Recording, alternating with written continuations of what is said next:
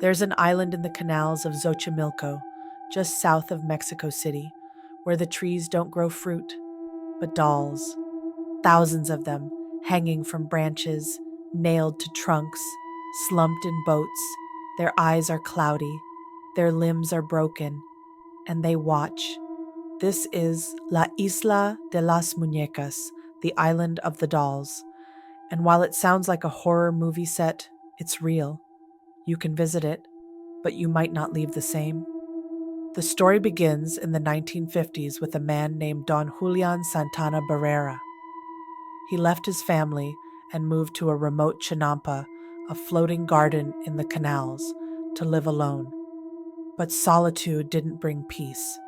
According to legend, Julian discovered the body of a young girl who had drowned under mysterious circumstances near his island. Shortly after, he found a doll floating in the water.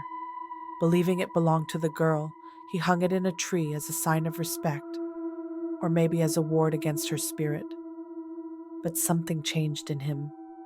Julian began collecting more dolls, ones he found in the canals, in the trash, or traded for.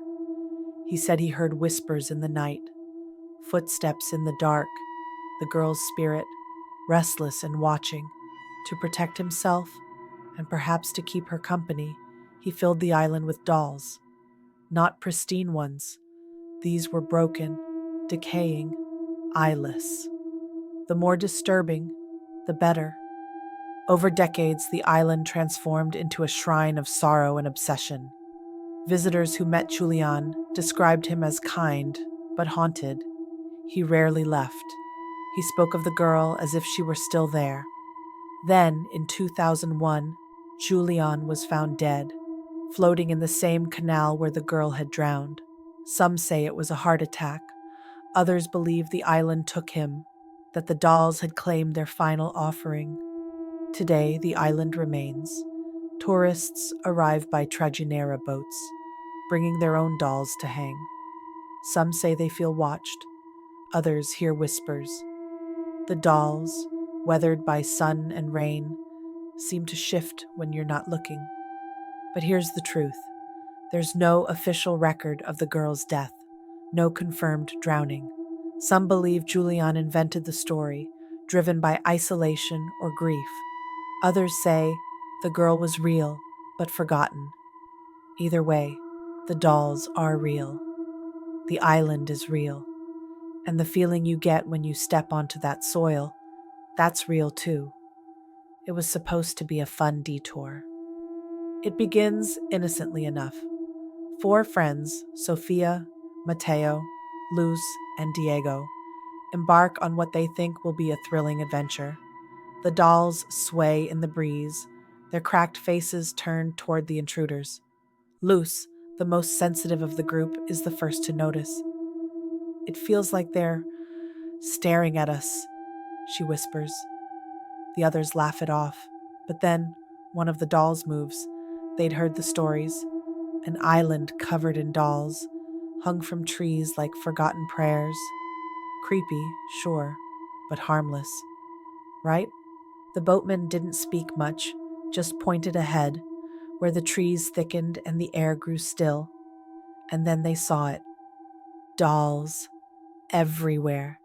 Dangling from branches, nailed to trunks, slumped in corners. Their eyes were cloudy, their limbs twisted, their mouths frozen in silent screams. One friend laughed nervously, another took a selfie, but one of them, she didn't move. She just stared at a doll with a missing eye and whispered, "It blinked." They should have turned back, because La Isla de las Muñecas isn't just haunted by legend. It's haunted by grief, by obsession, by something that watches and waits. And tonight, it's not just the dolls that are watching. Sophia brushes it off. "Just the wind," she mutters. But as they venture deeper into the island, unease spreads. Mateo hears faint whispers coming from the trees. Diego's bravado begins to waver when a doll he swears was on the ground is now perched in a tree. and Luz discovers something far more sinister, a tattered journal hidden among the dolls. Beware the curse. Once the sun sets, they will come for you. Leave now or face their wrath. The curse tightens its grip. The friends try to stay together, but fear drives them apart. One by one, they encounter the horrors tied to the island's dark history. Mateo disappears into the water, pulled under by icy hands. Diego's arrogance fades as he realizes this isn't a joke, and Luz begins to see the truth. The dolls are alive. In the journal, they find a desperate solution, a ritual to appease the island's spirits. With time running out, Sophia and Luz gather items from the dolls, whispering prayers into the wind. But the dolls are watching. Their smiles widen. Their laughter grows louder. Will they survive the night? Or will the island claim them as it has claimed so many before? They didn't leave, neither did we. The dolls watch forever. La Isla de las Muñecas, an island where the line between life and death blurs, and where the dolls will never let you leave, not completely. If you enjoyed this chilling tale, don't forget to like, comment, and subscribe for more spine-tingling stories.